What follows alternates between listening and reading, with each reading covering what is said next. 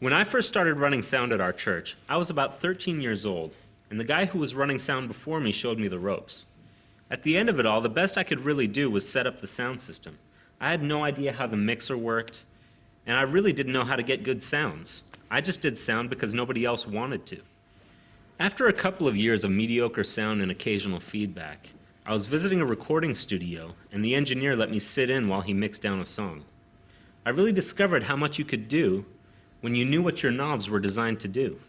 In this teaching series, I'm going to do my best to explain how a mixer works and give you a few guidelines that'll help you get the best sound out of your worship team and have them feeling confident every Sunday about the sound. In today's session, we're going to be concentrating on EQ. Now, EQ is a bit of a mystery to me when I first started running sound, and I didn't even touch the knobs because someone told me it wasn't a good idea. Now, today we're going to be working with acoustic guitars and vocals, but the principles we're going to discuss can be applied to any instrument or microphone.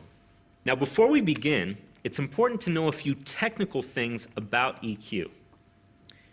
EQ is just a tool that allows us to adjust the level at different frequencies. Now, you're probably used to hearing EQ in terms of high, mid, low, or treble, mid, bass, like on a guitar amp. But for the purpose of this lesson, we're going to be talking in terms of hertz.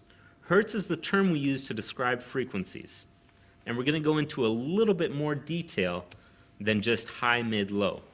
Someone once tried to explain EQ to me in terms of instruments, like that flutes, violins, cymbals use only high frequencies, guitars, pianos, drums, those use mid frequencies, and then things like bass guitars, kick drums, cellos, those use low frequencies. Unfortunately, he didn't have quite the right idea. While it is true that the fundamental pitch may be higher or lower, the sounds of the instruments are made up of sounds all across the board. Our ears identify what instrument we're hearing, not by the note it's playing, but by the sounds that surround that note. Musicians refer to those as overtones. Overtones are how we know the difference between, let's say, a flute and a violin, even though they may be playing the same note. Overtones can span the whole range of frequencies, and this is where EQ comes into play. EQ is a tool that allows us to turn up the overtones that we'd like to hear more of and turn down the overtones that are bothering us. Now, if I've lost you, bear with me. I'm about to demonstrate this concept on the acoustic guitar. This is my brother Jonathan. He's one of our worship leaders, and he's going to play the guitar for us so that we can hear what's going on. Now I'm going to pop my headphones in so I can hear what's going on. Jonathan, can you give me the chorus of Jesus Paid It All on the guitar? Now what we're going to do is listen to the individual frequencies so that we know what's going on. Now we're listening to just the high frequencies. This is about 10 kilohertz and up. I'm going to point it down a little bit. This is about 5 kilohertz. Down to about 2.5 kilohertz. Down towards about 800 hertz.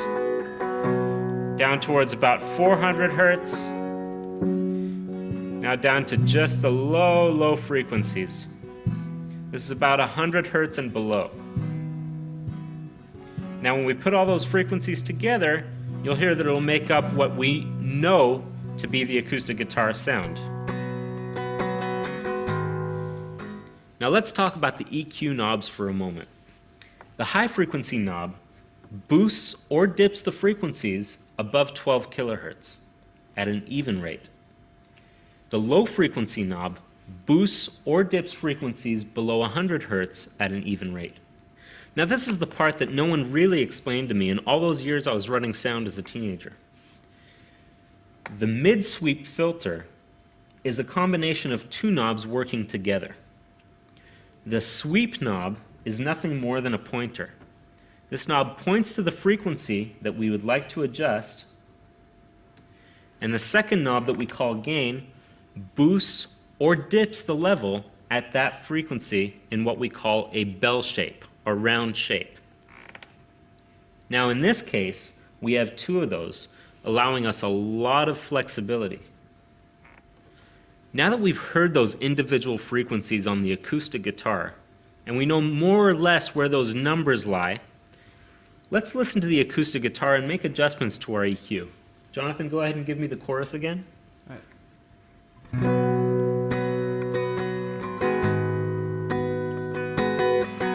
Okay, so what I always do is start with whatever frequency is bothering me. At the moment, there's something in the mid-range that's kind of wah, wah, wah, wah. I think that's around the 400 or 500 hertz. Let me point my mid-sweep to that, and then pull the gain down. That cleans it up a little bit. That's nice. Now there's something in the higher mid, something about the strumming sounds that sounds a little bit harsh. I think that's around the 3 kilohertz, so I'm going to point my top knob to the 3 kilohertz and turn that down just a little bit. Okay.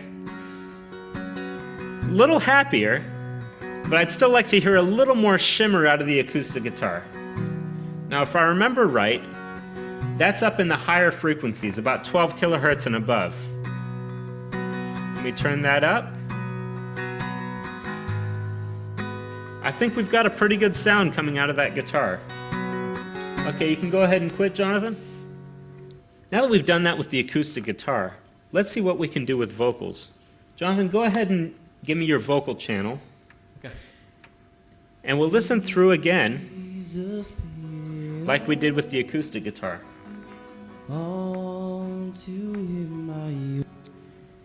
We're hearing just the high frequencies.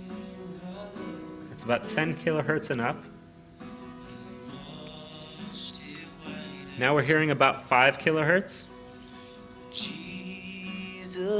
Now we're hearing about 2.5 kilohertz. Now we're hearing about 1K. Now we're hearing about 400 hertz. Now we're hearing only the low frequencies. That's about 150 hertz and below. Okay, put it all together. We've got our vocal, right? Now that already sounds pretty nice. Let's see what it sounds like up against the acoustic guitar.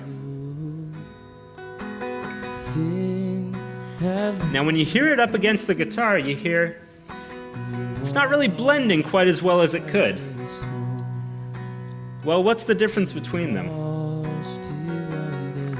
Well, the guitar sounds a lot brighter, right? A little fuller.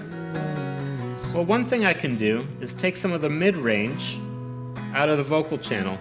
I'm going to point this to about 600 hertz and pull it down a little bit, see what that does for the sound.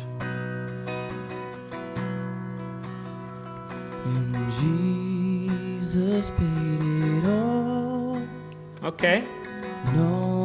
That helps blend a little bit.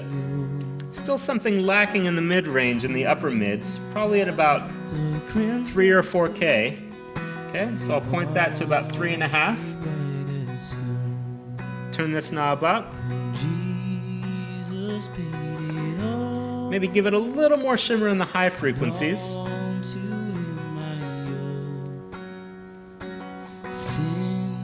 That's blending nicely. At this point, I'm really pleased. The only thing I would add is maybe a little bit of reverb.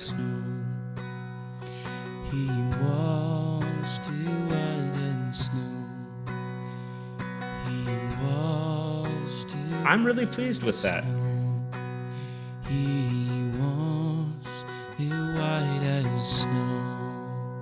Now that we've done all that, feel free to experiment with EQ at your own church on your own mixer.